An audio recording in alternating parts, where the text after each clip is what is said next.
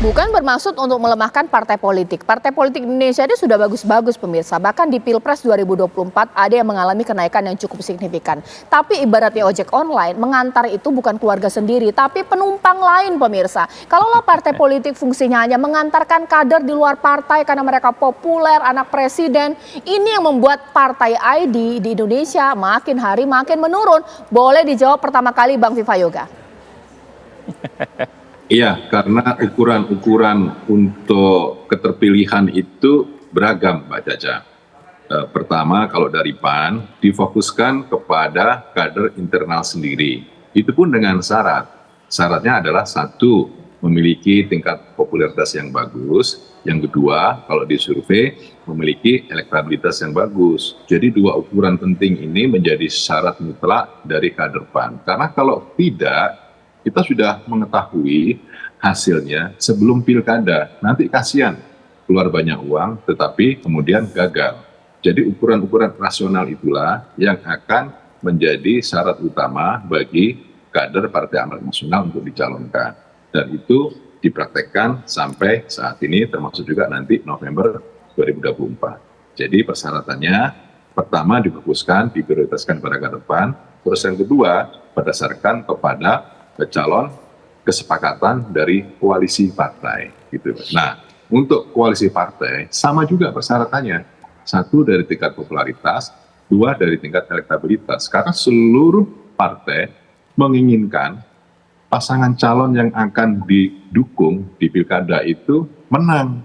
Buat apa kita mencalonkan calon yang kalah, yang sudah tahu hasilnya pada saat survei dilakukan. Nah, orang mengatakan bahwa itu adalah untuk ojek online. Ya silakan saja, tetapi bagi kami, karena masing-masing partai politik tentunya sebagian besar tidak bisa mengusung sendiri, maka proses koalisi di pilkada itu akan ditentukan berdasarkan persyaratan-persyaratan khusus, apakah itu calon dari kita sendiri atau calon dari koalisi.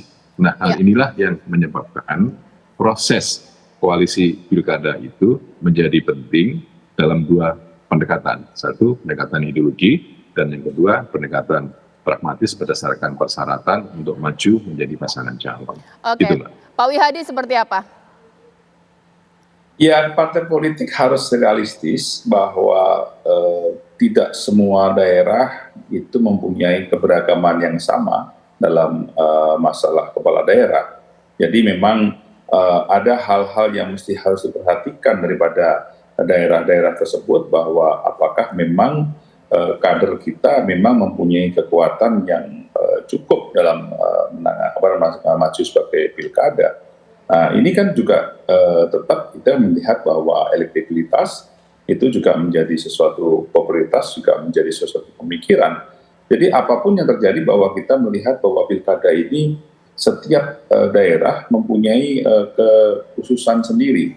Jadi tidak bisa kita melihat ini harus sama, dan kader-kader kita pun juga kita melihat apakah kader kita memang sudah mempersiapkan diri untuk maju sebagai pilkada. Dan kita memang memprioritaskan kader sendiri tentunya. Tetap kita sebagai, apalagi kalau ini keputusan KPU sudah resmi, tentunya sebagai partai yang mempunyai seorang presiden, tentunya akan memberikan suatu syarat yang memang harus kader kita sendiri. Namun dalam hal ini kita mesti harus berkoalisi. Nah, koalisi besar ini kan koalisi yang kita sudah solid daripada Indonesia Maju ini kan, saya katakan tadi bisa bertambah koalisinya karena mungkin melihat daripada karakteristik daripada wilayah tersebut. Nah, ini memang ada sesuatu hal yang bukannya tidak mungkin, bahwa ternyata kita hanya sebagai pengusung, bukan sebagai kader, yang maju.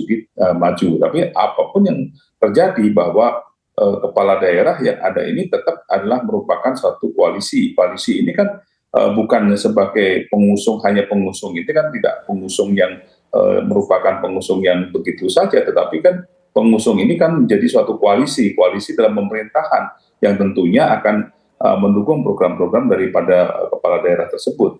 Jadi ini adalah merupakan sesuatu hal yang tidak bisa kita lihat bahwa harusnya kader sendiri semua maju semua, tapi kita kan melihat bahwa jumlah kursi daripada DPRD kabupaten, provinsi, kota dan segala macam itu juga menjadi pemikiran bahwa kita mungkin tidak akan bisa maju sendiri. Kita harus menggandeng daripada partai lain, berkoalisi dengan partai yang lain.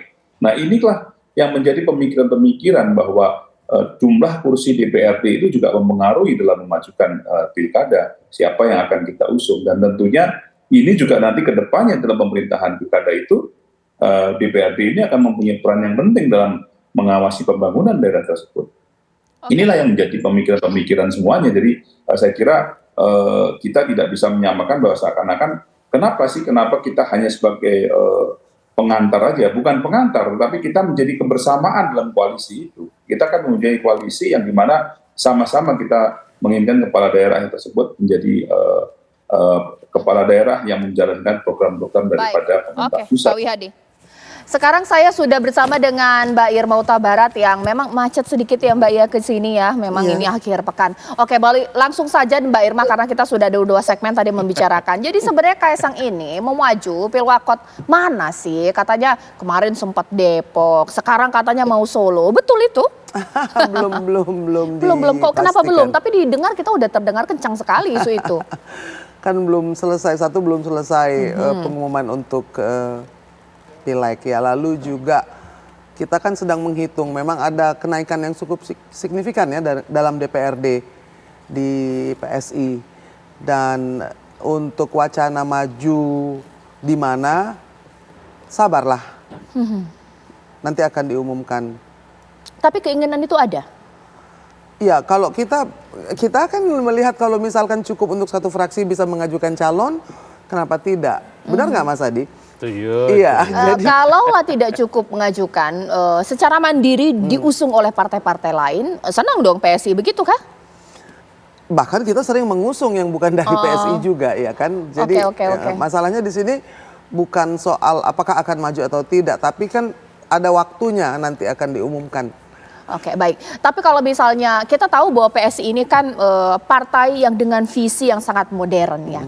Mengingat bahwa berkali-kali anak dari presiden kemudian diajak untuk masuk ke dalam kontestasi politik, bahkan juga mantu. Ini tadi Mas Adi Praetno mengatakan kalau begini terus nanti lama-lama sentimennya negatif gitu. Ibaratnya membangun sebuah politik dinasti, ada faktor aji mumpung anak presiden juga, bagaimana Mbak Irma? Gini, yang anak presiden kan bukan cuma Kaisang atau Gibran saja ya kan. Gini, kalau seandainya dalam kontestasi akan kalah dan bisa kalah juga karena dalam hal ini kan dipilih oleh rakyat. Kecuali duduk di kabinet ditunjuk seperti pada waktu zaman pemerintahan yang lampau. Kita pernah tahu dulu AHY pernah berkontestasi di Pilkada Gubernur ya kan dan tidak menang. Gitu. Jadi dalam hal ini memang kita sebetulnya melihat kemampuan saja dan juga itu kan dari survei bahwa masyarakat menginginkan sosok tersebut. Buktinya kan kalau tidak diinginkan oleh masyarakat tidak ada yang mau usung juga dong. Oke, baik. Nanti saat lagi saya akan tanya, tadi pertanyaan ditanggapi bahwa begitu realistis, kita tidak bilang itu pragmatis, sangat realistis bahwa bukan bermaksud untuk menjadi ojek online sebagai pengantar kader lain yang populer partai politik. Tapi realitas pemilih seperti itu, memilih yang populer pemirsa. Lantas bagaimana kemudian derajat atau tingkat kedewasaan kita berdemokrasi kalau sistemnya seperti ini. Saya bukan bagian dari elit pemirsa yang populer anak presiden, jadi mimpi saja kalau mau mencalonkan. Sesaat lagi di Apa Kabar Indonesia Malam.